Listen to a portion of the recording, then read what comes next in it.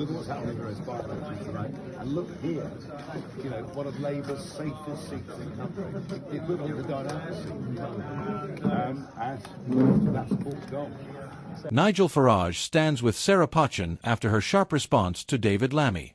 You're not going to believe this one. Nigel Farage, yes, that Nigel Farage has just made waves again, this time by publicly backing Conservative councillor Sarah Pochin after her fiery response to Labour's David Lammy. And trust me, the political fallout from this one, it's just getting started. So what happened? Let's break it down.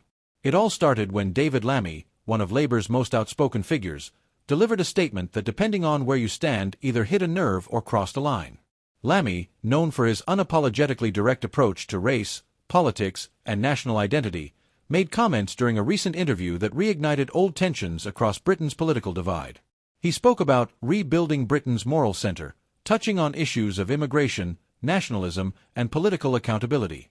But it was one particular phrase, calling out what he saw as dangerous populism masquerading as patriotism, that set the stage for everything that followed.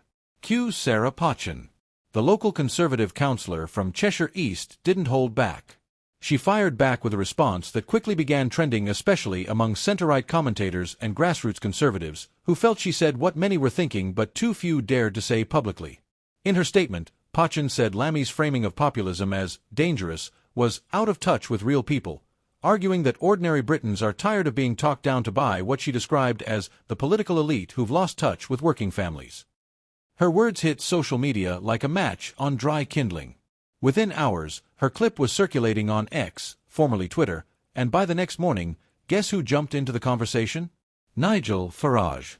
Now, if you followed Farage for even a minute, you know he lives for this kind of political energy.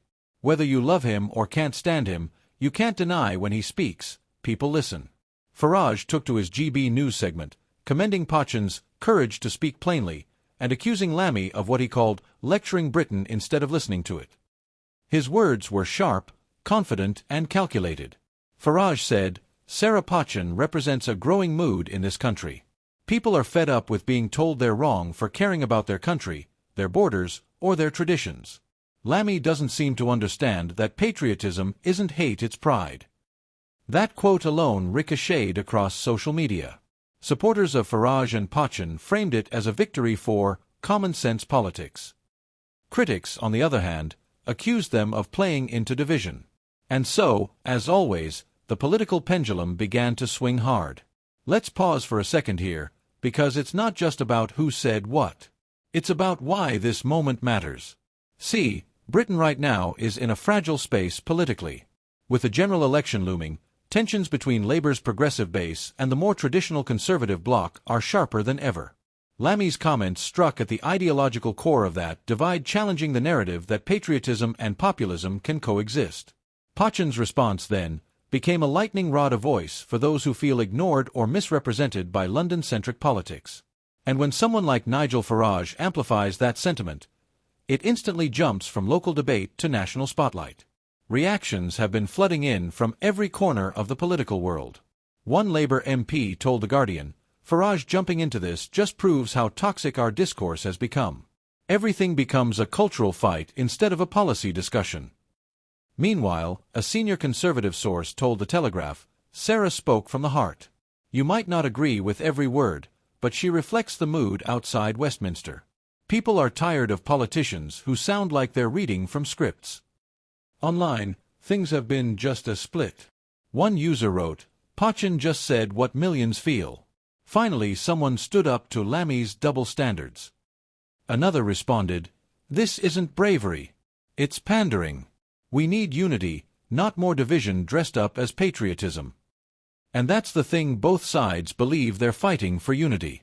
They just define it differently. Farage, of course, has been strategically repositioning himself lately not as a party leader, but as a cultural commentator. Supporting figures like Pochin keeps him relevant and aligned with Britain's populist undercurrent without having to re-enter the political ring directly. Some analysts believe this move is no accident. Dr. Elaine Porter, a political scientist from King's College, told Sky News, Farage knows the power of visibility. Every time he aligns with an underdog voice like Pochin's, he reinforces his image as the outsider champion, the man who says what others won't. Others, however, warned that this constant amplification of outrage politics could backfire, pushing Britain further into polarization fatigue. But whether you view it as strategy or sincerity, it's working. By late evening, clips from the Farage segment had over 2 million views. Pochin's name was trending across multiple platforms. And Lammy, he doubled down, saying he stood by every word of his original comments, and that Britain must challenge populism with purpose, not fear. So, now we've got three political figures, Lammy, Pochin, and Farage, representing three very different visions of what modern Britain should be. And people are picking sides. Fast. The real question is, what happens next? Does this spark a deeper conversation about patriotism versus populism, or does it just become another viral political moment that fades in a week? Because right now, the lines are clear. Lammy's calling for reflection. Pochin's calling for respect for the everyday voter. Farage, he's calling for a reckoning. And as Britain heads closer to another pivotal election season, these moments, these sharp, emotional clashes, are shaping the narrative more than any manifesto ever could. So, whether you think Farage was defending free speech or stoking division, one thing's for sure, this won't be the last time these names collide in the headlines. Because in British politics right now, every word counts. And if this is just the start of a new round of political alliances, then the question remains, who's really shaping Britain's future? The politicians, or the voices brave enough to challenge them?